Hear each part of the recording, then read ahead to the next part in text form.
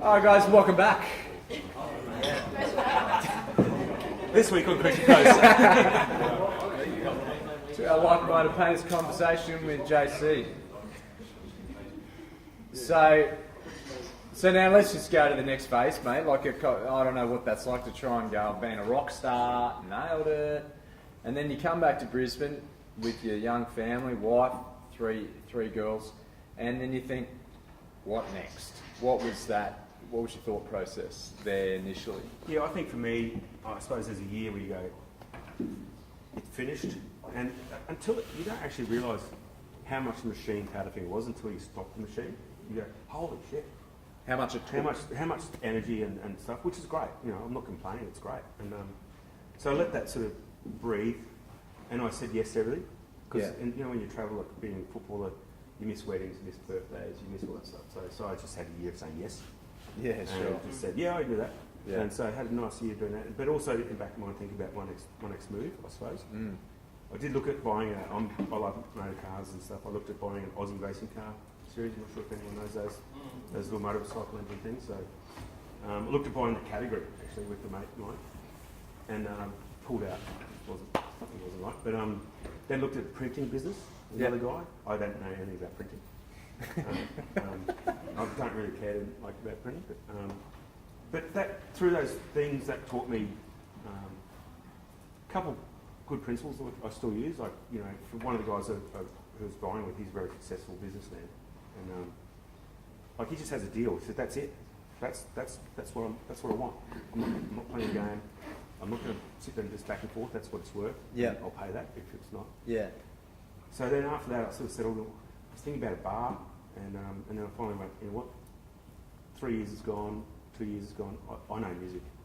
That's what I did all my life, and that's my passion again. I just needed a year away from it. I think, step away. And were you surprised at yourself because, you know, what was your overarching? Did you want more freedom? Did you want more time? Definitely wanted more freedom. I just could never work for someone else. I think the one thing that I really did, the one thing really upset me about being a band is, I'm sure it's not, footballers will say the same thing, but it's just not being able to say, oh, I want to go holiday that day, or it's my wife's parents' birthday, or I miss family weddings. Your choice is taken away. Yeah, your choice is taken away. So my biggest aim was to get that control of my life back. Yeah. Because I actually asked my manager when I can get married. I seriously said, asked my wife, she said yes. When can I get married? I said, oh, okay, I think December's good. Okay. And then he rang me 2 months later, said, we tours just come up in December in the US. I said, mate, deposits paid, you can retire in the family and let them know. So that's how we were like just What happened? The tour got cancelled. 9/11 happened actually. 9/11 happened. He married Powderfinger. So the one thing I really wanted was to get control back. I'm not sure. You know, I've never had my own business. Never had to say, you know what, I can take Monday off if I want. Because I was part of a machine that was just churning. So. And did you surprise yourself that you came full circle to a music venue? How did that thought sort of come about? It's just, I was looking at the bar and thinking this area, I'm not sure if anyone else is familiar with Newstead in Brisbane, but so I thought this place needs a really cool bar. It's out of the valley. So I started talking to my mate and we started looking at properties, and then I just realised that Brisbane needs a venue around this size, because there's the corner in Melbourne, the metro here, and in Brisbane I want to be that sort of same leg. There was a zoo which is 400, and then you go to 1200. So I went, Brisbane needs that, and I just started looking, and then I was surprised that but I felt really natural in the space again. Yeah, you know, sure. I felt like this is where I. Well, it's what you knew. You'd been to so many music venues all over the planet. Travel the world playing shit music venues, and I mean some really crappy ones. So even my manager said to me, you know, he was actually listening or watching for 20 years. So you learn a lot of what not to do. And I remember thinking when we started playing back in the days with Baby Animals and we toured with the Angels and stuff like that, there was this real pub mentality, like the band is just here getting away. And there's like us and them. You're over there. Yeah. You're on your shit. You're on in an hour. Yeah. And I just want that mentality to break down. It had broken down in other cities, but I just wanted bands to walk and go and have someone go, hi, I'm from the Triffid. Right. What do you want? Right. So that was my idea, and having a beer garden, having a time out, and Yeah. having a good experience with music. So you'd garnered all the experience that you had from all the music venues around the planet and thought, how would like to have been treated? Or I really like the way you treated us. I like how you had that green room. You just took the best of everything, or what you wish you would have had, and that's what was your ideology for the... Pretty much. for Like trip. with the venue, like I remember being in festivals and you have your own tent, your own caravan, and then there's another band's caravan, and then there was a meeting area in the middle, and you always hang out and have a beer, and then you go back to your caravan if you want a bit of time. So the band room's got that. It's got the own band room. There's a meeting area, shower and toilet, which, just little basic things. But the idea about for me was to walk in the venue. I actually used to sit at the mixing desk when wait for bands to walk in and see the reaction. They go, fuck.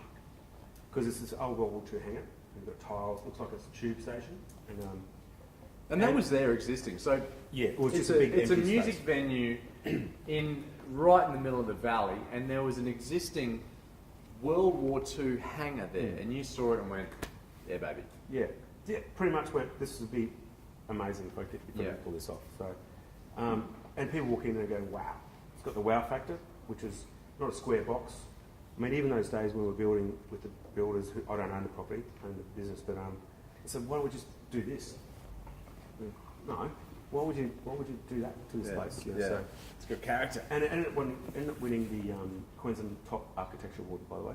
Did it? You didn't tell me that, no. Beatrice Hutton Award, apparently. Love Oh, architecture, congrats, wasn't it? mate. So, That's awesome. So it was cool. Good for the architect.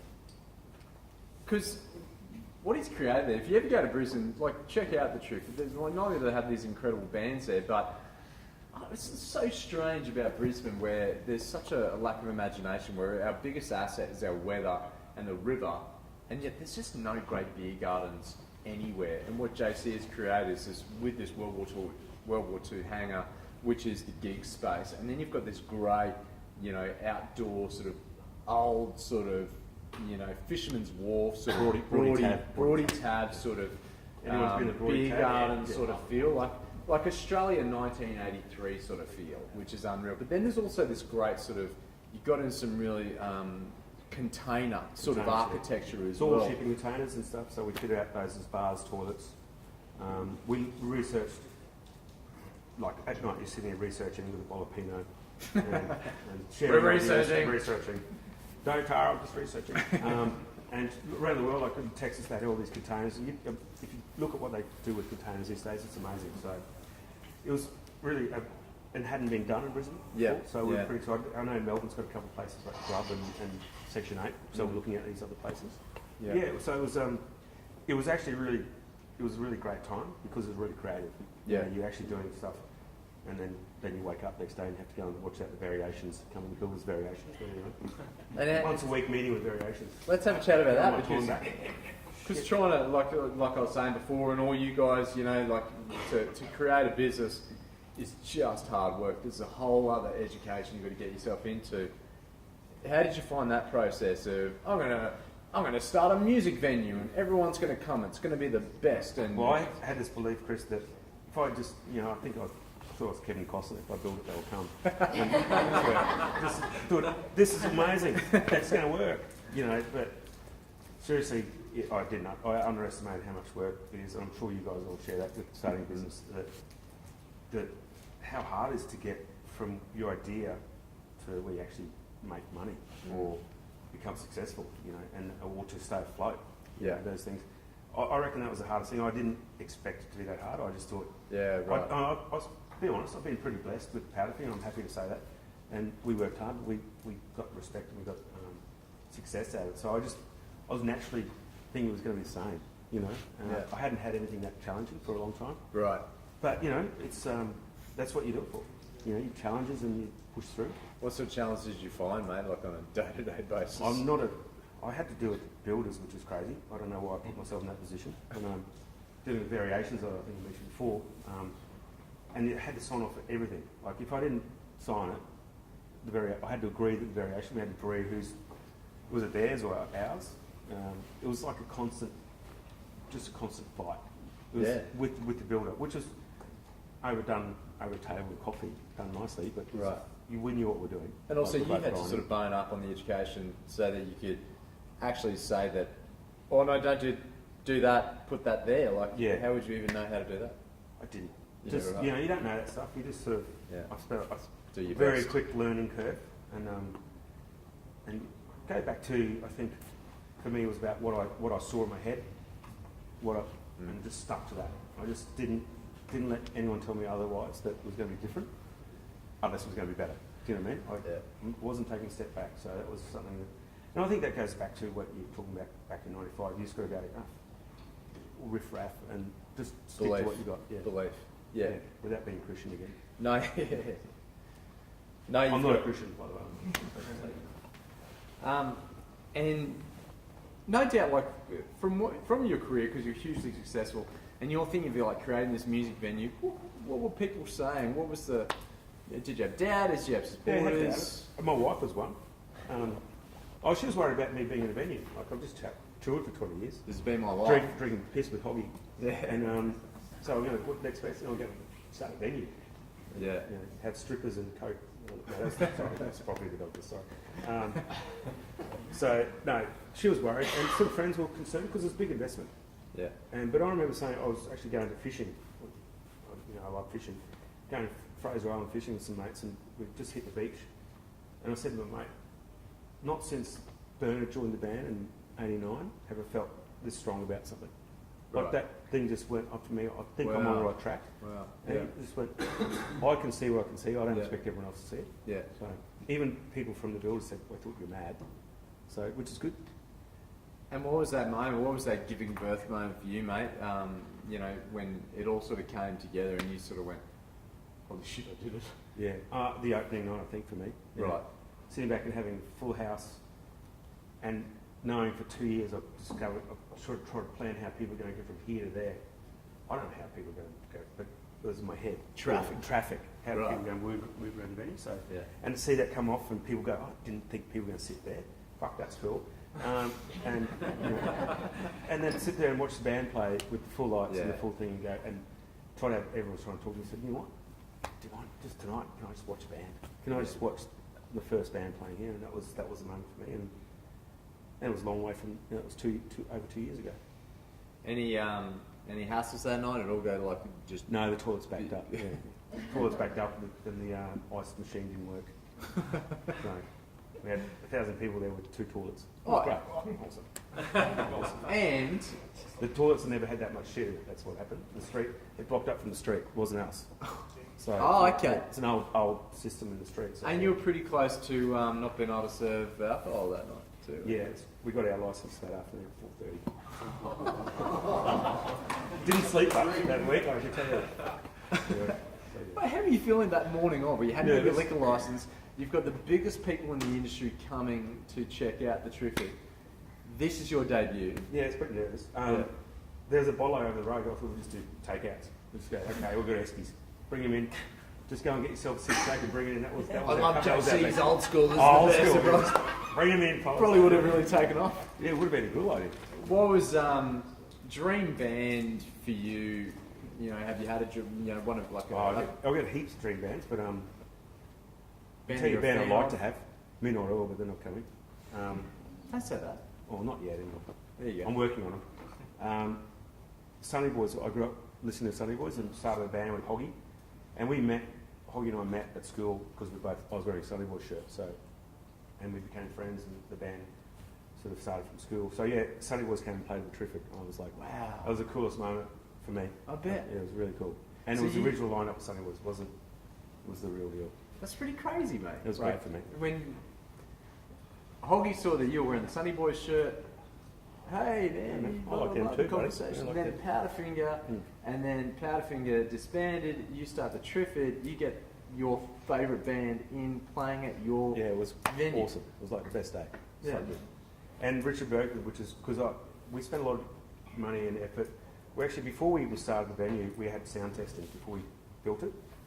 So that guys who make airports to keep sound out, they came in and showed us how to keep sound in, because we're apartments. There's all these high rises around the place, and also to make it sound great. So we started with that, and then have Richard Bergman from the Sunny Boys going, it's the best sounding stage he's played on in 20 years, which is like, that was the first 6 months I was going, yeah, shit. I'll take that. How many gigs do you reckon Richard He's Bergman's played a lot. played. Yeah, he's played a lot. How many does he remember? I don't know, but funny. The other ones I love, Bernard and Hoggy played there, and Darren have all played, except for Cogsy, the band. Cogsy doesn't play anymore because he's had some hearing problems, but everyone in the band's played with Trifford since, and I've had to look after him, put posters up with, I'm putting posters up around the place with Bernard's face. He actually called me one day and said, "You're not going to believe this, BF, I'm just actually putting a poster up with your face on it." So, yeah. Well, are you more nervous about what they're going to say than anyone else? It's like a family member going... Yeah, definitely. Yeah, right. Because they'll let me know if it's shit. Yeah. And what did they say? What was they were good. No, they love it. They think it's... I remember having a conversation with Bernard or BF early on saying, he said, "JC, just make sure it sounds good." And that stuck with me from day one. Like that. Yeah. He's right. Yeah. If it sounds good inside, sounds good on stage, bands will love it. Yeah. And they'll come back and the punters will love it. So, yeah, so... You could be the best band on the planet, but unless it sounds good... If you're in a shit venue, you're in a shit venue. We've all been in shit venues. So, spent my life in half of them. So. And it's pretty crazy too, because the acoustics, obviously, like JC was saying, he wanted to create a venue within a venue, so you can, in the gig's so roaring, you could have a punk rock band going crazy there, but out in the beer garden, you can't hear a sound. It's got its own We have to music ring a playing. bell to let them know the band's coming. It's true, Yeah, isn't it? yeah. A girl goes around with a bell. Like a theatre, like, guys, It's on. the band is playing and you can't even hear it, so yeah. Mate, what was that? What were some of the challenges you faced with a lot of these guys? Like really tricky sort of, getting into business, creating a business, sustaining a business, and then also, really succeeding in business. What are a few of the things you kind of picked up and you went, oh, so glad I did that or I stumbled into that? For me, I think until I'll never actually talk or think like this until we come to this sort of, this is my first time doing this sort of stuff. So for me, it's about, I always believe in having people around you that you trust, one, or back, and who know shit that you don't. Yeah. One of my silent business partners came in late in business. He's head of Deloitte's in Queensland. So, and I'm shit with money. I can't read a spreadsheet. I failed in economics at school. It was my 7th subject, I used to say. And that drives me nuts. Looking at figures drives me crazy. Yeah. But got a guy who knows what's going on. And for me, it was sticking to what I thought I was good at. And I think what I bring to the business is, I'm very creative with marketing and ideas and the look of the place and the feel. I'm very big about, with brand, I'm very big about brand, with Trifford being a brand and making sure that we stick to our brand and don't play with it too much. But I think the best thing I ever did was get people around me who know shit that I don't. Yeah. I'm not a publican, so I find myself in this publican role trying to deal with a kitchen. I'm not sure if you guys ever dealt with chefs, but that's pretty tough. And sit there and understand food, which I'm still learning. That's tough for me. They're a different breed. But it's really tough. And there's the things that every business has a different. I suppose you guys have different things. Work with a client.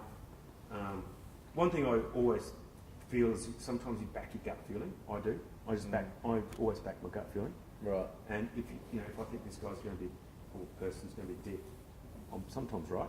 Most times I'm sort of right. And you find yourself usually backing your gut instinct. decision. And I know probably you guys have clients who go, this guy could be a shit payer, and you're probably right. I don't know how it works for you guys, but just think that sometimes for me, it was backing my instinct on things. And especially, as I said, if I don't know it, why pretend to know it? I just can't stand pretending to know shit that I don't. So, and that's a pretty big thing with businesses. I think a lot of people that you try and do everything, and no one does as well as me, where you thought, I'm going to surround myself with people that are, no disrespect, smarter than me. Absolutely. In their respective fields. There's a lot of those. Yeah. There's one thing I always try to do as well. I remember, you learn from your manager and your agent who backed the powder from your days, and your mate, you would go and buy a car business, or you sort of pick up these little things along the way. And one thing I always liked about PF, Powderfinger, was we had fun when we had meetings. We just used to have a laugh. We were like school kids in a fucking meeting, especially when the budget meeting came out. We just like couldn't care less. We were just like not that people. Yeah, sure. But that thing I've sort of created with my team is a real friendly, fun environment. And if they do the wrong thing, they know they're in trouble. There's a line. But I don't believe you have to be a CNT to get right, to get things right. That's why I don't treat my staff that way, and I treat my managers and my staff all with, like, they're my mates. But I don't go drinking piss with them, but they're my mates at work. So you'd reached, obviously, the dizzying heights, as far as you could get as an Australian band ever, as PF did. Thanks, and mate. you knew, just trying to get in. And I kind of feel like I'm one of the He's one of the boys now, guys. PF. It's all good, JC. By knowing that culture, having fun, was a big integral part of that. And so then you took that to the truth. But how do you instill culture into the business? Like, how does that look like? How do you instill it? Hey guys, pull my finger. How you doing? Yeah, Like, no. what's... No, I might try that Monday. But I think it's about just when you have ideas, we have a lot of these meetings where the only bad idea is the one you don't express. I know everyone's heard that before, but it's actually true for us. Yeah. Because someone might say something and you go, that could be a shit idea, but there's something in there that leads to the next idea that ends up being a great marketing idea or good band, or because we have to create nights when we have Friday or Saturday night, someone cancels, we have to create a night. Right. In there, so we have to come up with these different ideas. We have like Spandex 17, that's mine. I love Spandex 17. But just creating band nights. So that's the fun part of your business. So Yeah. to me, you should make it fun. Yeah. And make it really open. Like I had my manager said, that's the worst fucking idea I've had from you for a year. I said, thank you. You know, but I want that. Right. That's part of the creativity. Yeah, If sure. you can't be honest with people. Yeah. If I can't be, and it was a joke for the next half an hour. It's great. I got him back, so it's fine. But that's how I do my stuff. So that's what Chris is alluding to. And I think that I look after my staff, personal with them. They can come and talk to me. Yeah. And I'm not some sort of guy who rocks in and goes, out of my way. You know, one guy pulled me up there and said, I've never seen a guy clean a toilet like you adore the toilet and stuff. So worked in a lot of bars. Yeah. But if you're not getting down there, if I'm not getting down with the staff, how can I expect these guys to get down for me? That's one, like with the crew, with the Powderfinger, same thing. We said the same philosophy, the same crew for 20 years because we treated them well. We didn't treat them like arseholes.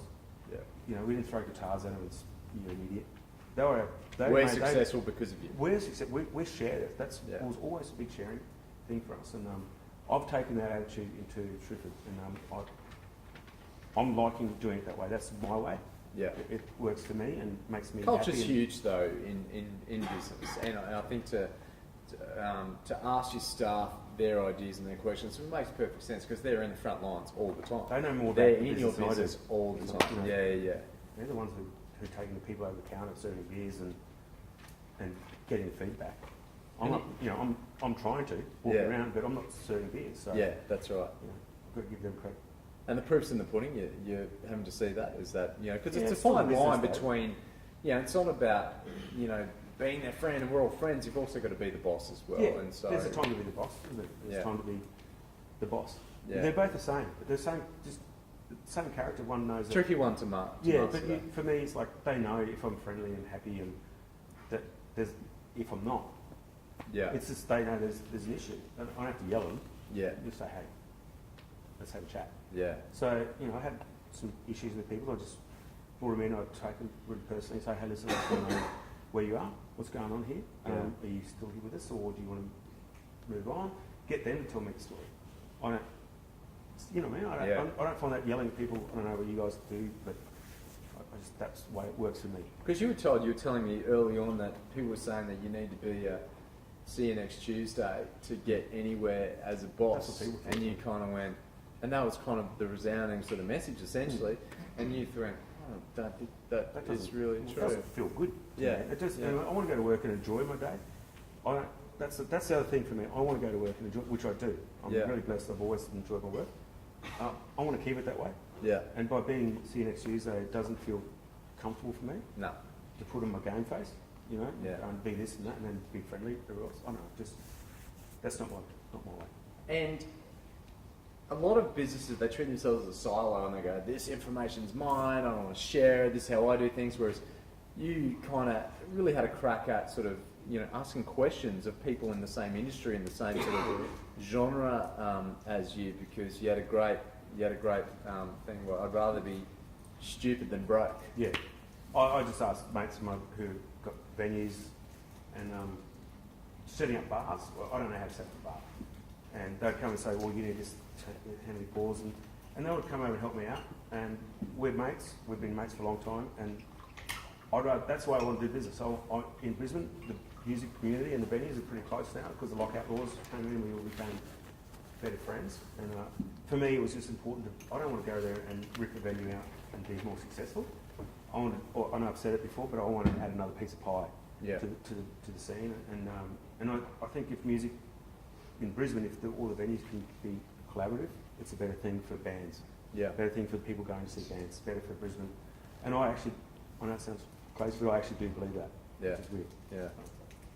And for the guys here, mate, like, you know, from what you've learnt through your journey with Powderfinger, and also your journey with opening the music venue. Yeah, you'll be Dr. Peebles. The music venue of the Trufford. In terms of business, what's been the most outstanding sort of, you know, principles, you know, for you? Is it just city guns or belief, or what is probably the resounding? For me, I reckon. I think some of the old school business practices really work.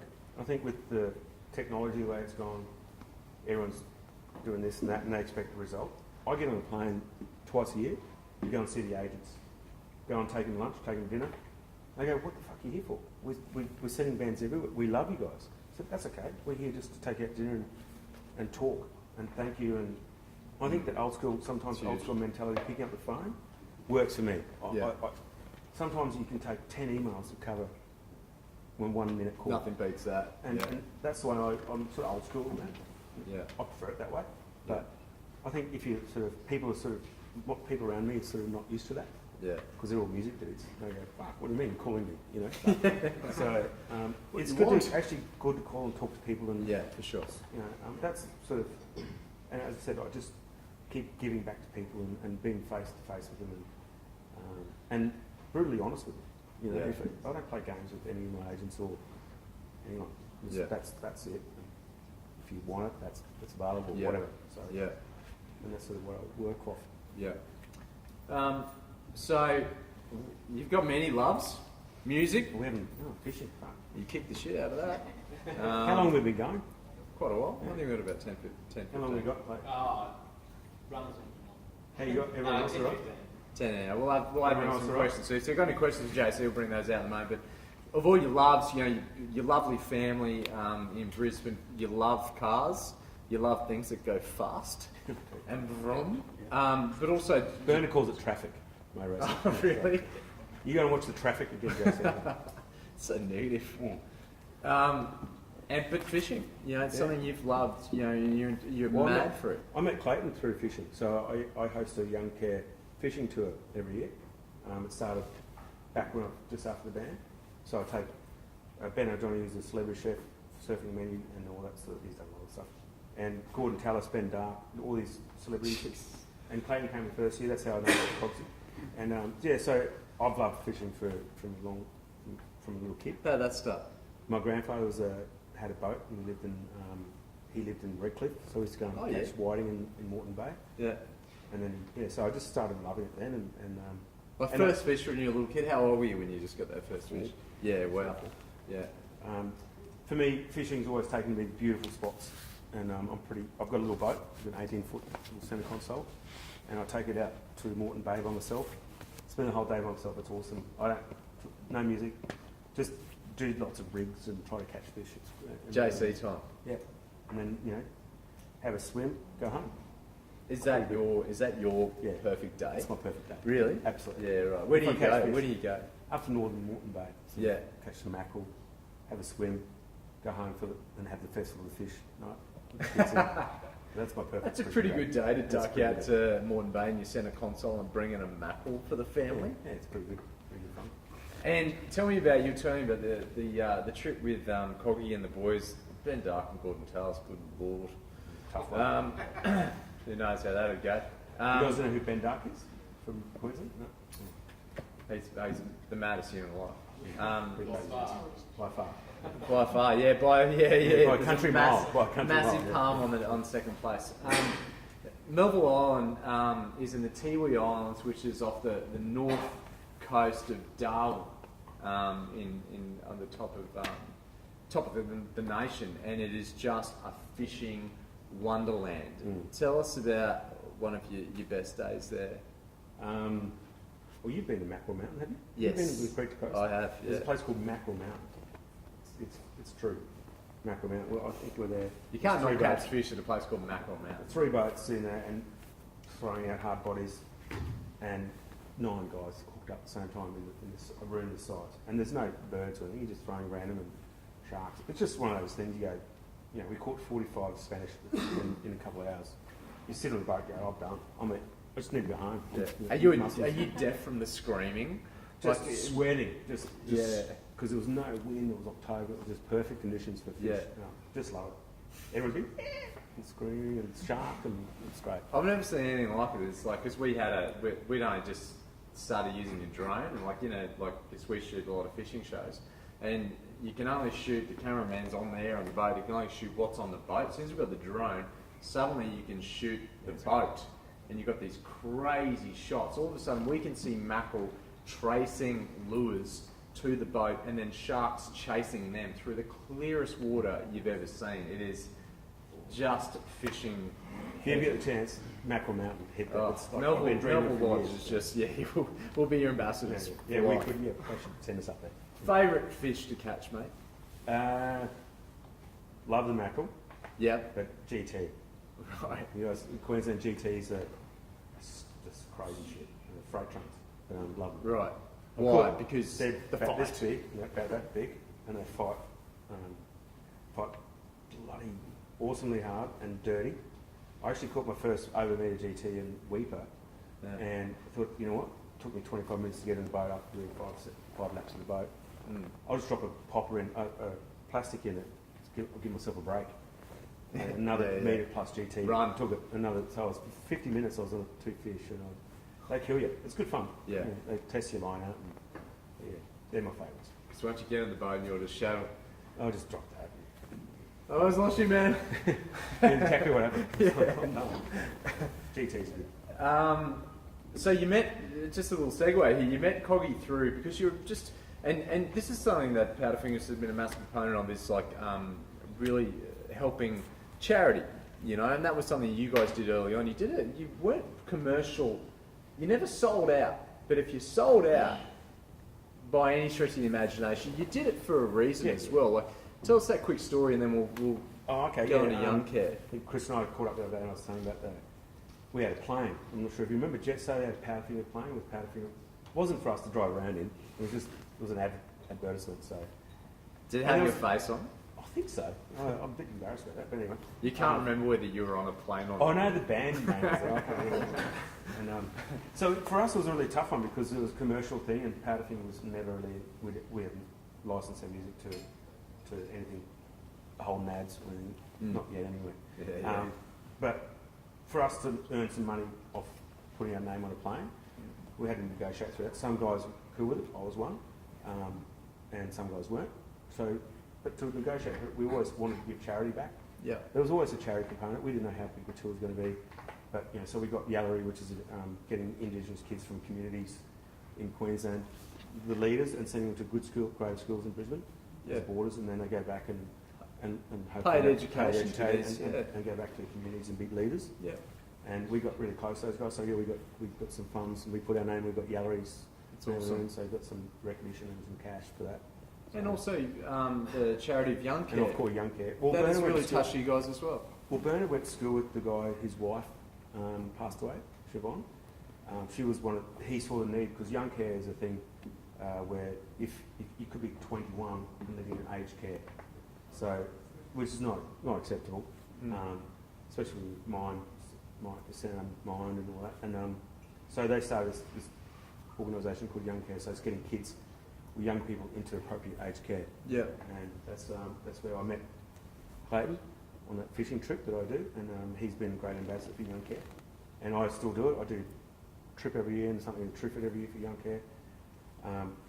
It's really, it could happen to anyone. It could happen to your kids, so it's not even about that. It's just there's a need for it. There's no money going there. It's a really really big hole Yeah. in our system. It's certainly it's an amazing cause, and mate, I'd like to hook up with you guys as well and help as much as I can. But you guys are actually giving to Young Care as well, along with your memberships for like-minded painters, and in that, it's a bloody great time to hand over some money to Young Care. So, Coggy, if you want to come up, mate, and make the announcement, because you've really helped out an amazing entity. So, guys, just a little bit more on Young Care.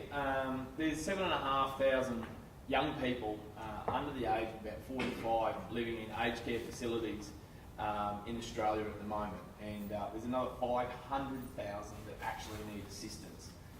So, it might be someone who's got an acquired brain injury, MS, like Siobhan did, those types of things. And the really sad thing about that is if you're in one of those facilities, most of the people that are in there, their brain is completely active and they know exactly what situation they're in and they know exactly what's going on. Their body might just not agree with them. But you imagine being a 25-year-old and all of a sudden you find yourself with the only facilities to look after you is an aged care facility with people who are 70, 75 years old, whose life expectancy is only another 2 years. It's got to wear you down, all right? You're already in a bad situation and it's only making it worse. And when Young Care come along, and these guys really were fundamental in helping fund the kickoff of Young Care with the benefit concerts they did and those sorts of things. So what PF did, what Powderfinger did was really amazing to help get Young Care off the ground, and obviously with my relationship with JC, I've also jumped on board with Young Care. And as you guys know, every time a member joins LPA, we have a $27.50 joining fee, and we split that up between Young Care and Orange Sky Laundry. And as JC's an unofficial ambassador for Young Care, I would like to present this cheque to him on behalf of LPA to Young Care for $500.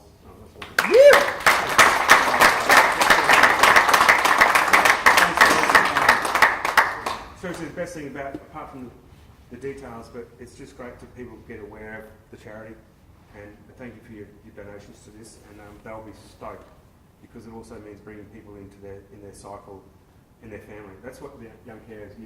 Yes, absolutely. Family. Once you're in there, you go, I can help these people. So thank you very much. It's really appreciated by Young Care. Thank you guys. That's awesome. So guys, that's a pretty good moment to sort of wrap us up. Does anyone have any great opportunity, if you don't mind, mate, like just a few minutes or 5 minutes to sort of get a couple of questions? I'm not going anywhere. Yeah, right on. Can I ask? I was going to say, is the first band had played the venue, were they good or were they shit? They were good. They were good because we paid the money. Thankfully, lost money on it, but they were good though. It was good. It was Sasquatch. Was from Melbourne. Yeah, they're a good band. Yes. Yeah, you guys are obviously really close. How the other band members made a transition, like from rock band into business, or have they gone into business? Do you guys like support each other in that transition? Absolutely. Well, Bernard's doing his own solo stuff, which he always sends us a record and talk to him regularly about it. Hoggy's playing for the band in church. He's filled in for Marty Wilson Piper and written the record and toured. Spent last year touring again in America. Cogsy's had a hearing thing after drumming for so long. He's now working for the ABC, which is perfect because he can't hear it. And Darren's moved to Melbourne from Brisbane. He was living in Sanford, and he's moved to Melbourne. His wife's from Melbourne. He's just writing records and writing music and co-writing with other artists. We keep in touch, and I think we've all been really supportive of each other's next step, because you can't travel for 20 years. And we actually left the band as mates. It was true. We didn't go, I'm had enough of you. We left the band as mates, so we've retained our friendship, and it's a really good thing. How was after your very last gig? with the boys once you sort of put your instruments down? Like, what did you do that night? Good What was it question. feeling like? Good question. It was pretty emotional, like for me, and it was because I suppose for a couple of us, I knew that I was never going to have that sort of crowd again. Bernard will have that again. He'll have the same crew, which is great. I'm not, that's Bernard, lucky bastard. But I knew for me, I'll never get that 12,000 people in front of me again. It was pretty emotional, I'll be honest. Like even these days, the last time we played on River Stage in Brisbane, my daughter's now watching going, Dad, you're right. You know, sort of. It's like you're turning around and saying, going, fuck, he's like, it's crying, oh, I'm okay. You're upset, sort of. Yeah. It was pretty emotional, and then we got maggot.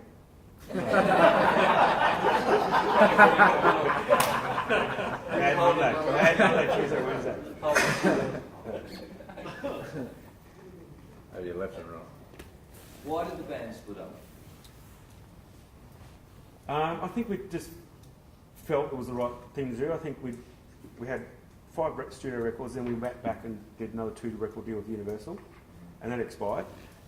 So it was a big decision to sit there and go, do we keep doing this?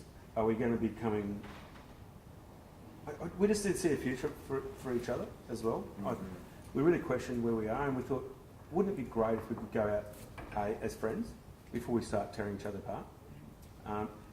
There's a big factor of when you add kids and families to it, which wasn't there in the start, and lives start getting pulled different, and that battle between your family and the band was started and really happening. We just sort of thought it was a cool thing to do at the right time. Like instead of John Eales kicked the field goal, Yeah. you know, we'd rather be that than playing at the RSL, which was our future, quite honestly. And Rockstar, it wasn't a financial decision. It was just like, do we want to go back? Do we want to go out here, or do we want to step down? So pretty much just what we decided. I mean, there was a lot of... Hoggy didn't want the band to split up. He wanted to take a hiatus and come back in 10 years. Someone wanted to do 3 shows, not tell anyone, and to say, by the way, that was our last gig. Like that's what we had to contend with. So you have to negotiate. It was always a negotiation table how we next step. So, but I still, quite honestly, I'm really happy with the decision. So, JC, I've got 2 questions for you. First one, Tara Brown. who is the best guy you've ever gone fishing with? He's not here. You did get. I did. I remember the first morning we went, first cast, fish went. How easy is that? You remember that morning? Yeah. First morning, first cast, we were like, this is great. Yeah. What fisherman wears the best shoes you've ever seen? Amazing. Coggy. And the second one is, with business, what is the one single hardest lesson you've learned? And I sort of already know the answer to this, so I'm sort of trying to allude to it. But in business with all these guys, we sort of try and give our customers guarantees that they're going to do things. And I know that you did one and you realised that it wasn't such a good idea. Maybe I need to talk to you, Mm. it was around numbers. Oh yeah, I know what you're talking about. Okay, yeah, right. You mean we're giving bands money up front? Guaranteed, yeah. So yeah, what we did at the start, I actually remember going to the agents. As I said, I go and meet with the agents and I take a book. This is what the Triffids are going to look like. It's tin shed at the moment, but I had a drawing and a booklet like a prospectus, and they go, no one's ever done that shit. So I'd get there and have meetings with these agents, and some agents go, well, you know, JC, love you, but we're not putting a band in until we know you're right, until you're up and running. Okay. Because they said, your manager will do the same things, probably. So I had to contend with that, so what I had to do was go and buy bands off them. Bands are out of tour cycle, say, okay, we'll get Stonefield to play for 10k, and 100 people turn up, I'll lose 8k. But I put that down as marketing. But so losing money, after 2 months I was doing that and not realising how much money I was bleeding in terms, because I couldn't read a spreadsheet. Like if someone did a P&L statement for me every gig, I'd be going, what was I thinking? So that was a really quick lesson. You know, a quick lesson that had to be learned for me was that you can't throw money at stuff if it's not returning. And so P&Ls have become I didn't know what a P&L was 5 years ago. So now I understand them at least. So my question on top of that then is, have you've learned, obviously, have you got a manager in place running your pub? Yes. Because that's not your forte. Yes, that's correct. I've always had a manager because I don't pour beer. If I had to serve some drunk people, I'd probably be the worst person. But I'd just be awful. I'd be get out of the house, you know, because it's too personal for me. Always wanted to be the person around the business, not yes. So yes. So then that adds to it. How's your wife now coping with you now, we'll call it owning a venue, and dealing with you now not being around probably as much as you used to be?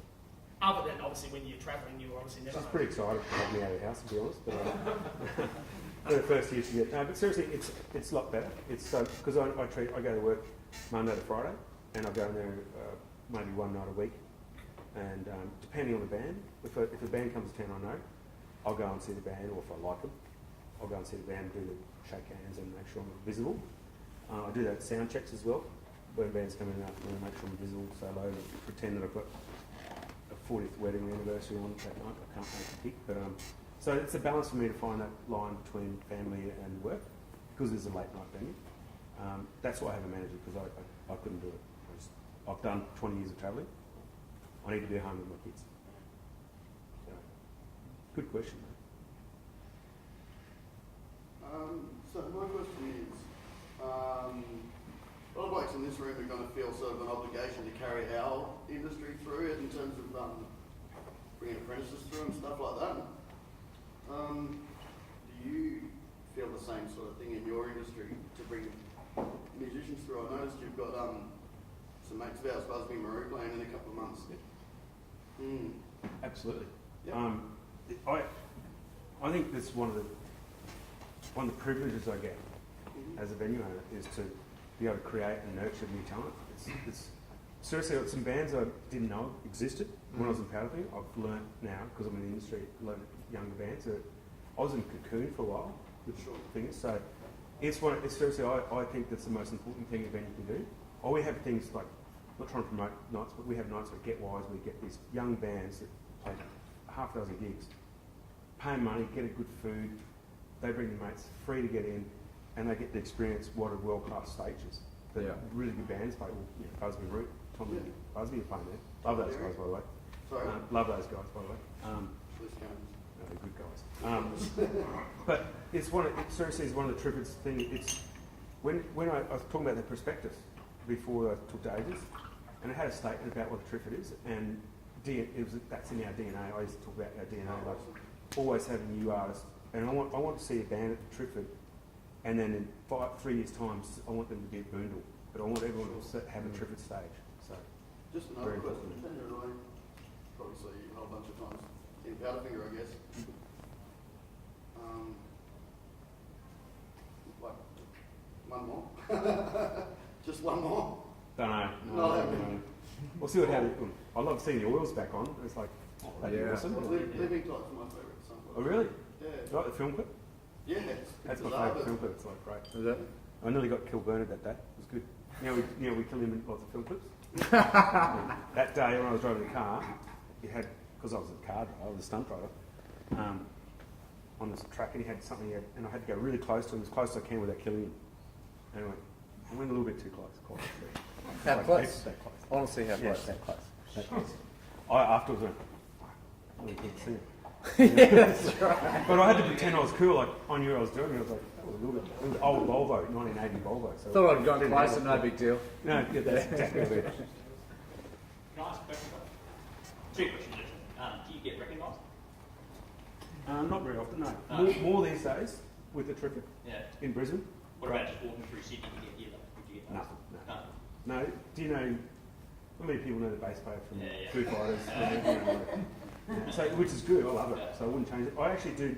It's a weird thing. You do notice that because in Brisbane there's been a bit of press, and I've been about lock-up. I didn't like the lock-out laws, what they're going to do with Brisbane music, and so the Triffid's I've been involved with some publicity.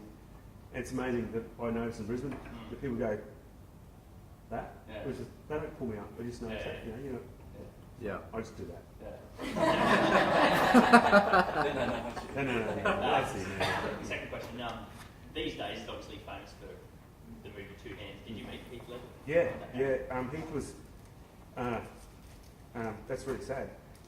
He was a good mate of the band, so he would come to shows. Obviously, when he was Australian, when we go to LA, he'd come to shows, and like I remember seeing, we're saying Hollywood Boulevard, and just having drinks with Heath and Bernard. He was good mates with Bernard, so not claiming his mind. But he was such a good dude. Yeah. And last time I saw him was at Gregor Jordan, his 40th, and we were up at Laurel Canyon at Heath's place. Yeah. And he was married to Michelle Williams. And like, I didn't know Heath was a fan of Joy Division. Yeah. And we having a buddy boogie to Joy Division. And then I went home, and a couple months later he was gone. So it was just really sad to have. I only knew one Hollywood actor. Yeah. So it was Paul Barson. He was a really nice bloke. Yeah. Really nice guy. Good actor too, you know. You made a good impression in front of Drew Barrymore. You were telling me too, mate. I told Chris that story. We were playing on a Coldplay tour, and we had the best Mexican you can ever get. You know, that place is amazing, full of spice. So we played the gig, and then sitting next to there's Coldplay on stage, and then there's Drew Barrymore here and Tom Green, and I just had a couple of did a big burp, and she looked at me, that's disgusting. Sorry. That was my introduction and last thing I said. Do you have a car collection? No, I'd love to. Shit, that'd be awesome. That does sound good, doesn't it? My You first should car was a have a car Lancia collection. Vita. You know the worst car ever made? That broke Lancia. That was my first car. Great sedan on it. Love one. Still play? Last questions, Still guys. Yeah, absolutely. Every day. I'm in a band called The Predators with Hoggy.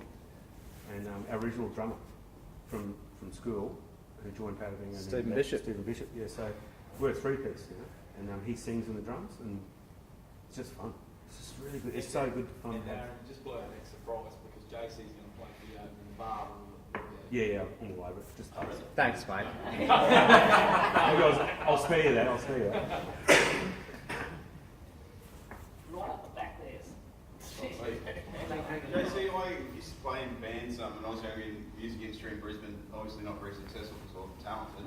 But I remember going to with your manager. There was some night it was music industry night, and something that sticks to me is that he said if we had known then what we know now, there's no way we would have fucking done it. And then that's what he said. He said, you know, we just did it blindly and just went for it. If we had known it would have taken this much to be successful, that I think this is just after you guys come back to the States, or at some point he just said, yeah, they just wouldn't have done it just because you guys just went at it. And it just always rings out to me with business as well, just that, you know, that what he said that night. Just did it. And once you're invested in it, they just have to keep going. So, I don't know if did he ever say that to you guys? No, that's good. I know Paul. Yeah, it's great, and he's right though. He was always right, which Dad was the manager.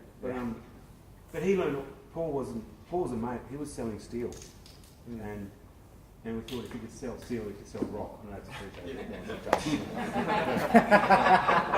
How good it be? So my kids would love that joke. But yeah, he was like he learned with us. We all grew. He was a mate. He came to my 21st. You know, like we just all grew together. He wasn't some sort of hotshot man who said, "Guys, you got to do this and that. This is how you package it up, and this is how you make a career." He was working hard, and same as us. Just we were going, "Well, let's do that." And I think it's been one of the great things. We're involved in business with Paul. It's Spreading the Grass, and which is great to have another business. That's especially if it's a successful business. It's good. So we still keep in contact business-wise, and obviously Powderfinger is still a business. We're still selling records, still creating product that people buy. But yeah, he's right. But I love that we all learnt together, and I would do it again. Yeah, he just said that. Yeah, that was something he said at the time. You know, to everyone in the room. It just still sticks with me. You know, just had no idea.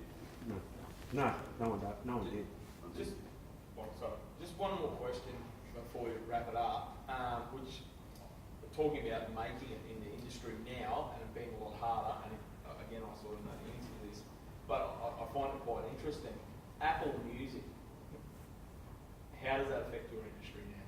well, not just Apple, yeah, just downloads, Spotify, streaming. Yeah. It's huge. I think I remember we were recording a record in LA in Sunset Sounds, which is a great studio. Led Zeppelin had been there and all sorts of stuff, so we felt pretty privileged. Yeah. That week, a number one record used to sell in the States, used to sell like, I think it was about 500,000 was to get number one record. And that week, number one record sold 40,000. So do you see the drop in the industry? It just, no one's buying records. I don't buy records. I used to buy my iTunes for $14. I don't buy CDs. Yeah. At least iTunes goes to the artist. But Spotify, who knows where the fuck that goes? Yeah. Apple Music, when you're down stream stuff, they haven't figured it out. Yeah. So we got out before that turned. Like, record sales were down in Australia 45% in the last record. It was the beginning That's of the end when you slice, guys. isn't it? Yeah. 45% is a big slice. Yeah, it was the beginning of the end, and young bands I feel from because now you got a tour. Yeah. There's no money in selling music, so you got to tour or put songs on TV ads or streamings. That's where the money is. What advice do you give to young bands then? Because Pardon? You just have to do tours like Adele.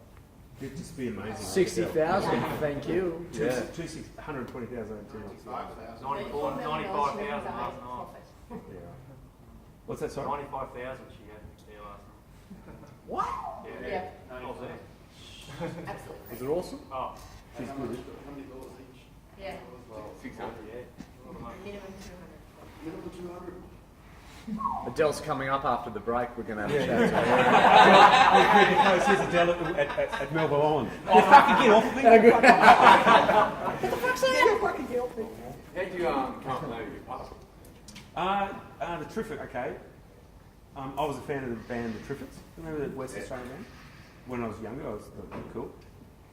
And then, for some reason, I was watching.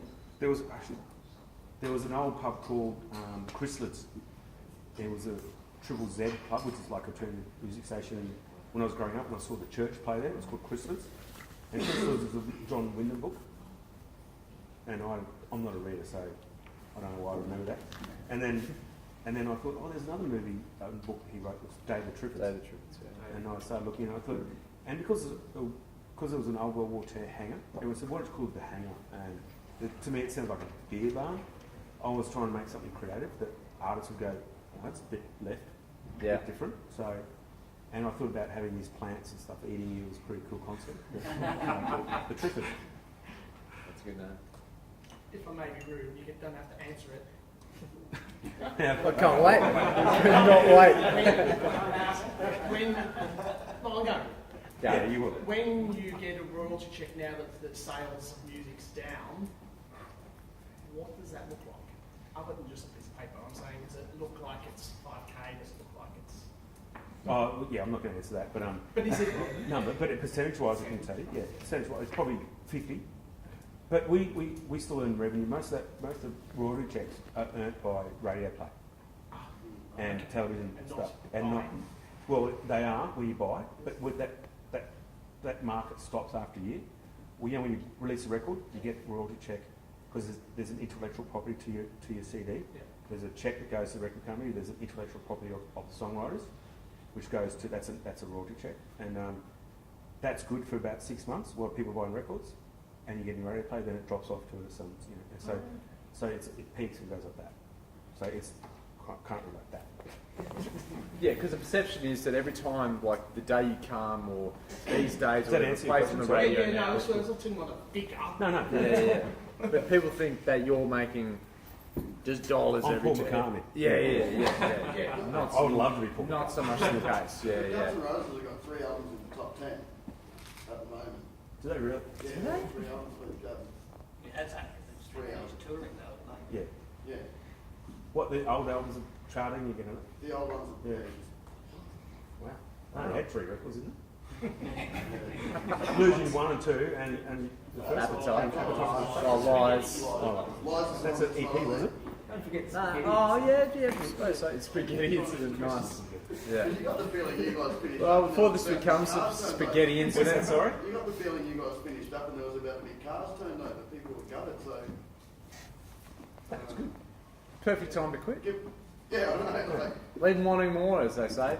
Which is why we're going to close it off now. Can we just please put our hands together for JC?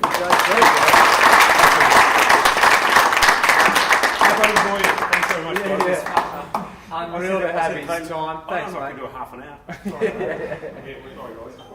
That was awesome, mate. Thanks, So that is the Like-Minded Painters Conference until Coggy tells me otherwise. No,